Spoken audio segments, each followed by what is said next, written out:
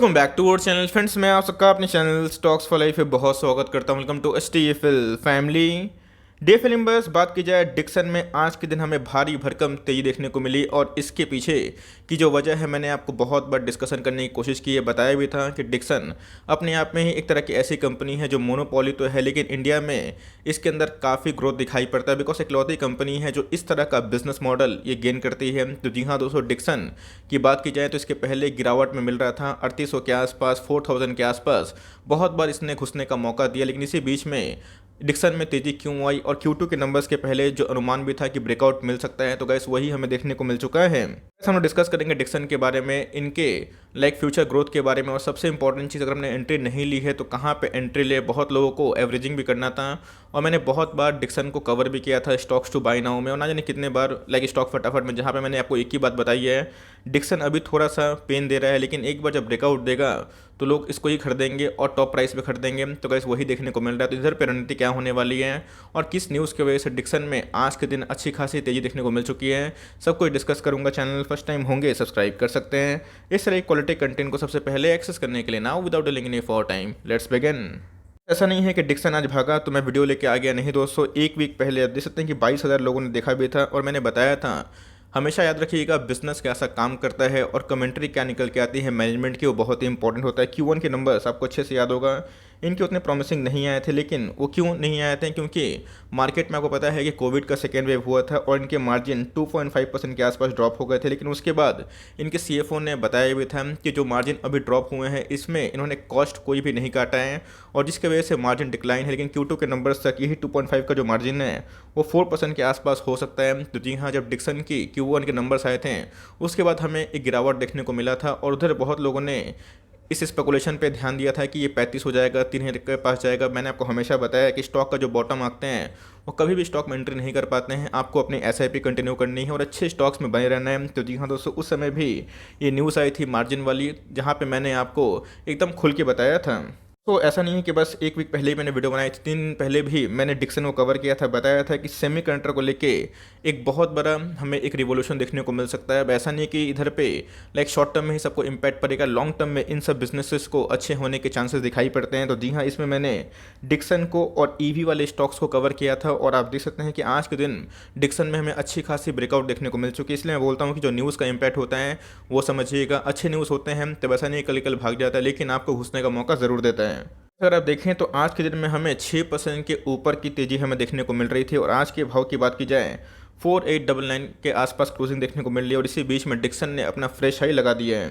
आप देख सकते हैं कि एक लंबे कंसोलिडेशन के बाद इधर पर अगर आप देखें 2 बार टॉप लगाने के बाद इसने बहुत बार ब्रेकआउट देने की कोशिश की, लेकिन उधर पे ब्रेकआउट सस्टेन नहीं कर पा रहा था। लेकिन जैसे ही Q2 के नंबर्स आने स्टार्ट होने वाले हैं उसके पहले ही डिक्सन में दोस्तों आज के दिन ब्रेकआउट हो चुकी है। गैस प्राइस हमेशा फंडामेंटल नहीं होता है। आपको मैंने हमेशा एक बात सिखाई है कि फंडामेंटल वही होता है जहाँ पे कंपनी के बारे में आपको ज्ञान हो, कंपनी करती क्या है, कंपनी के बिजनेस कैसे काम करते हैं, इनके मार्जिन्स कैसे आ सकते हैं और इनके प्रॉफिट्स आने वाले टाइम में कैसे बढ़ने के चांसेस हैं। तो जी हाँ, अगर आप उसमें ध्यान रखेंगे तो वैल्यूशन भी आपको ऐसा कोई कंसर्न नहीं करेगा। इसके पहले डिक्सन ने एक डिप दिया था 3800 के आसपास, 4000 के आसपास। मैंने आपको उस समय ही खुले शब्दों में बताया था कि डिक्सन को ज़्यादा बॉटम आउट करने की कोशिश ना करे। एक तो मोनोपोली कंपनी और दूसरा इंडियन गवर्नमेंट का सपोर्ट, तो यहाँ पे हर एक डिप बाई हो सकता है। तो जिन्होंने कहा इस डिप पे बाई किया उनके 20% के आसपास पैसे बन गए होंगे, लेकिन बाई नहीं भी कर पाए हैं। तो मुझे लगता है कि लॉन्ग टर्म में डिक्सन आपको निराश नहीं करेगा, बिकॉज जिस हिसाब से इनके बिजनेस मॉडल है लॉन्ग टर्म में आपको ऐसे बिजनेस अच्छा खासा पैसा कमा के दे सकते हैं। इनके CFO कमेंट्री थी, इसके पहले मैंने इस न्यूज़ को कवर किया था, बताया था कि Q2 के नंबर्स के पहले एक जो हमेशा एक रिवाज होता है कि भाई स्टॉक में ब्रेकआउट होता है या फिर इधर पे एक प्रॉफिट बुकिंग होती है, तो जिनके नंबर्स अच्छे आने वाले होते हैं उसमें एक ब्रेकआउट होता है। फेस्टिव सीजन आने वाले हैं तो पूरा वर्ल्ड की बात की जाए तो सेमीकंडक्टर का प्रॉब्लम से जूझ रहा है, लेकिन डिक्सन की बात की जाए तो उन्होंने बताया था कि इनके बिजनेस में डेंट तो पड़ सकता है, लेकिन ये पूरे तैयारी के संग काम कर रहे हैं और पूरा जो रेवेन्यू है ऐसा नहीं कि डेंट खाएगा, लेकिन इनके मार्जिन्स भी इस समय ठीक होने के चांसेस है और मार्केट हमेशा फ्यूचरिस्टिक होता है। तो गैस इनके FY22 तक अगर आप देखें तो इनके रेवेन्यू में 85 से लेकर 90% के आसपास बढ़ने के चांसेस है, जिसकी वजह से आप समझ सकते हैं कि ये तो गैस शुरुआत है। आने वाले कल में अगर ये आंकड़ा हो जाता है, अगर इनके रेवेन्यू FY22 तक 90% के आसपास जब मार सकते हैं, तो गैस सोचिए कि इनके डिक्सन के शेयर प्राइस में क्या उछाल होने की उम्मीद है। मैंने आपको हमेशा बताया है कि पीएलआई स्कीम जितने भी होते हैं, इनमें जितने भी भारतीय कंपनी हैं उनको बहुत ही बेनिफिट मिलने के चांसेस है। आपने देखा होगा कि एम्बर में भी आज के दिन अच्छी खासी तेजी देखने को मिली है और पीएलआई स्कीम सीधा असरदार हो रहा है। इसके पहले भी इंडिया की बात की जाए तो सेकंड लार्जेस्ट मैन्युफैक्चरिंग हब बन चुका है। जैसे कि आपको पता है कि चाइना नंबर 1 है और इंडिया नंबर 3 था, लेकिन यूएस को पिछाड़ के इंडिया नंबर 2 का जो खिताब है उसने ले लिया है। तो इधर पर अगर आप देखें तो पूरे वर्ल्ड की बात की जाए तो इनको बहुत ज़्यादा कॉन्ट्रैक्ट मिल रहे हैं। डिक्सन की बात की जाए तो 5G में भी काम करते हुए दिखाई पड़ रहे हैं और जो चिप का शॉर्टेज है ये इनका अभी के टाइम में कोई भी कंट्रोल नहीं है, बिकॉज जितने भी इस तरह के बिजनेस में काम करने वाले हैं, जितने भी बिजनेसेस हैं उसमें पूरा प्रॉब्लम देखने को मिल रहा है। लेकिन इनका जो कमेंट्री था कि पीएलआई स्कीम से इनको बहुत ज़्यादा ऑर्डर बुक्स देखने को मिल रहे हैं और जिसके वजह से आने वाले कुछ क्वार्टर में, कुछ महीनों में इनके जो टॉप लाइन में अच्छी खासी बढ़ने के चांसेस है। दूसरी न्यूज़ मैंने ये बताई थी कि जो सेमीकंडक्टर का प्रॉब्लम अभी हमें देखने को मिल रहा है, तो इसका जो सोल्यूशन है इंडियन गवर्नमेंट काफ़ी एग्रेसिव देखने को मिल रहा है। या तो पीएलआई स्कीम को अगर आप हटा दें, उसको छोड़ के भी दोस्तों इंडिया कोशिश कर रहे हैं कि जितने भी तरह का टेक्नोलॉजी ड्रिवन जितने प्रोजेक्ट्स हैं उसको लिया जाए। ताइवान की बात की जाए तो सेमीकंडक्टर की सबसे लार्जेस्ट हब माना जाता है। बात की जाए ताइवान पे ही पूरा वर्ल्ड डिपेंड करता है सेमीकंडक्टर को लेकर, बिकॉज इनकी जो कंपनी है उनका सेमीकंडक्टर पे बहुत ज़्यादा पकड़ दिखाई पड़ता है। इसके पहले मैंने बताया था कि एक न्यूज़ आई थी जहां पे इंडिया $7.5 बिलियन का जो एग्रीमेंट है वो साइन कर सकता है और इसमें इनको बहुत बेनिफिट मिलने के चांसेस हैं। तो जी हाँ दोस्तों, ये बहुत बड़ा आंकड़ा होता है और ये जो अगर चिप में उतरते हैं इंडियन मार्केट की बात की जाए तो इसमें जितने भी प्रॉब्लम्स हैं वो सोल्यूशन हो सकता है। लेकिन यस, इसके लिए टाइम की आवश्यकता हो सकती है। लेकिन डिक्सन की बात की जाए तो एक तरह की ऐसी कंपनी है जो लॉन्ग रन में सिर्फ पीएलआई स्कीम से बेनिफिट नहीं करेगा, बिकॉज इंडियन गवर्नमेंट का भी सपोर्ट है, जिससे बहुत ज़्यादा जो डोमेस्टिक क्लाइंट्स हैं इनको भी मिल सकते हैं। आज के अगर आप देखें कारोबारी कंडीशन 26% के आसपास आज के दिन हमें डेरिवेशन को मिल रहे थे, जहां पे ऑलमोस्ट 12 लाख शेयर ट्रेड हुए। उसके अगेंस्ट अगर आप देखें तो 3,11,000 शेयर्स को डीमेट में ले जाया गया है।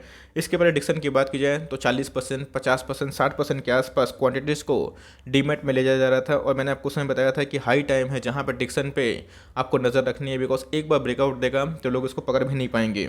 डिक्सन को अगर आपने अभी तक परचेस नहीं किया है, अगर आप सोच रहे हैं तो एक बार इनके बिजनेस के बारे में जानना बहुत ही इंपॉर्टेंट है। डिक्सन की बात की जाए is the largest home ground design focused and solution company engaged in manufacturing product in the consumer durables like lighting and mobile phones, smartphones in the India। तो आप देख सकते हैं गाइस कि डिक्सन की जो रीच है बहुत ज़्यादा बढ़ सकती है, बिकॉज इंडिया की बात की जाए तो इंडिया आत्मनिर्भर बनने की कोशिश कर रहा है और इंडिया की बात की जाए तो चाइना से जो कॉन्फ्लिक्ट हुआ है इससे डिक्सन को बहुत ही बेनिफिट मिलने के चांसेस है। और जिस हिसाब से स्मार्ट टीवी का एक रिवोल्यूशन हमें भारतीय मार्केट में देखने को मिल रहा है, तो इससे एलईडी टीवी की बात की जाए, होम अप्लायंसेस की बात की जाए, इन सब में इनका बिजनेस देखने को मिलता है। चाहे एलईडी बल्ब की बात की जाए, सीसीटीवी की बात की जाए, तो जी हाँ दोस्तों, ये एक बहुत बड़ा मार्केट है जहाँ पर डिक्सन आराम से अपनी पकड़ को मजबूत बना सकती है। तो जी हाँ दोस्तों, इसी की वजह से डिक्सन में हमें भारी भरकम तेजी देखने को मिल रही है और Q2 के नंबर थोड़े अच्छे आने वाले हैं, जिसकी वजह से हमें डिक्सन के शेयर प्राइस में आज के दिन ब्रेकआउट देखने को मिल चुका है। अगर आप देखें 27,000 करोड़ के आसपास की मार्केट कैप है, अभी तक प्राइस अपडेट नहीं हुआ है, जल्दी ही हो जाएगा। अगर आप देखें स्टॉक का जो पीई है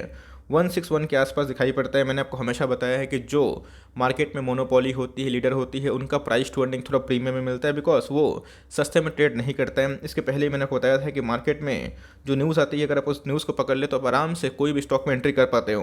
डिक्सन के आरओसी की बात की जाए 33% के आसपास है, आरओई की बात की जाए 25% के आसपास दिखाई पड़ती है और अपने आप में ही काफ़ी शानदार दिखाई पड़ती है। अब डिक्सन के सेल्स पर ध्यान दे तो आप देख सकते हैं कि डिक्सन का सेल्स कितने रफ्तार से बढ़ रहा है। लास्ट 10 ईयर से इनका जो सेल्स 26% के आसपास हमें दिखाई पड़ रहा था, लेकिन लास्ट 3 ईयर से इनके सेल्स में अच्छी खासी बढ़ोतरी देखने को मिल रही है, 37% के आसपास हो चुका है। ऑल दो प्रॉफिट की बात की जाए उसमें डिक्लाइन है, बिकॉज मार्जिन इनके कंसर्न है, लेकिन जो कि कंपनी ने बोला है कि आने वाले कुछ क्वार्टर में उनको वो ठीक कर सकते हैं। बात की जाए आरओई की तो दोस्तों कंपनी ने हमेशा एक 24% के आसपास आरओई मेंटेन किया है। इनके पास कितना रिजर्व सरप्लस है आप देख सकते हैं, कंपनी के पास ऑलमोस्ट 700 करोड़ के आसपास रिजर्व है। और बोरोइंग्स की बात की जाए 131 करोड़ के आसपास दिखाई पड़ती है। इसके पहले भी डिक्सन ने फंड रेस किया था अपने एक्सपेंशन को प्लान को लेके, तो गैस बोरोइंग्स बहुत ही कम है, लेकिन रिजर्व भी ठीक ठाक दिखाई पड़ जाता है। होल्डिंग के बारे में डिस्कस करें, आप देख सकते हैं कि प्रोमोटर के पास 35% के आसपास स्टेक है। 19% के स्टेक की बात की जाए एफआईएस ओन करते हैं। डीआईएस की बात की जाए तो उनका भी 209% के आसपास स्टेक है। और बात की जाए पब्लिक की तो उनका स्टेक पहले से बढ़ता हुआ दिखाई पड़ रहा है। तो जी हाँ दोस्तों, इस बात को भी आपको जरूर नोटिस करना चाहिए।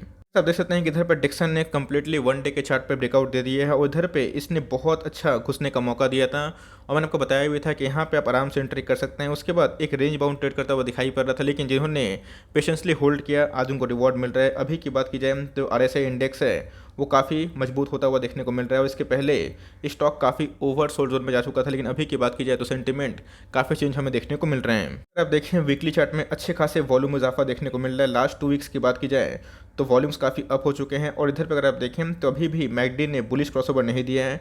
अगर ये सही एंगल से काटते हैं, बुलिश क्रॉसओवर देते हैं, तो जी हाँ, इसमें और भी तेज़ी आ सकती है। तो मेरे हिसाब से गाइस डिक्सन को अगर आपने होल्ड किया है तो होल्ड एंड कंटिन्यू करें। कंपनी फंडामेंटली अच्छी है, Q2 के नंबर सही आएंगे, मार्जिन सही आएगा, जिसकी वजह से एक ब्रेकआउट हो चुका है। लेकिन इनकी जो मैनेजमेंट कमेंट्री थी वो काफ़ी प्रॉमिसिंग है। अगर वो उस पर खरा उतरते हैं तो लॉन्ग टर्म में डिक्सन में और भी तेज़ी होने की उम्मीद है। तो इधर पे करना क्या है, अगर आपके पास है तो मैंने बताया कि होल्ड एंड कंटिन्यू करें, नहीं भी हैं तो आप चाहें तो SIP के वजह से इसको ऐड कर सकते हैं। अगर आपका विजन 5 साल का है, 10 साल का है, 15 साल का है, तो 200-500 रुपये के लिए डरिएगा मत, बिकॉज लॉन्ग टर्म में हमेशा यही होता है। इसके पहले भी डिक्सन गिरा था और एक बार घुसने का मौका भी दिया था। तो हमेशा स्टॉक मौका नहीं देता है, मौका देता है तो उधर पर लोग पैनिक करते हैं। तो मेरे हिसाब से आपको 10 स्टॉक खरीदना है तो अभी के टाइम में अगर आपको खरीदना है तो कम से कम 1-2 स्टॉक से स्टार्ट करते हैं और धीरे धीरे डिप मिलता है तो सही है, वरना अपनी SIP कंटिन्यू करो और धीरे धीरे 12 से 18 महीने तक ऐसे स्टॉक्स पे एक्मुलेशन जारी रखें।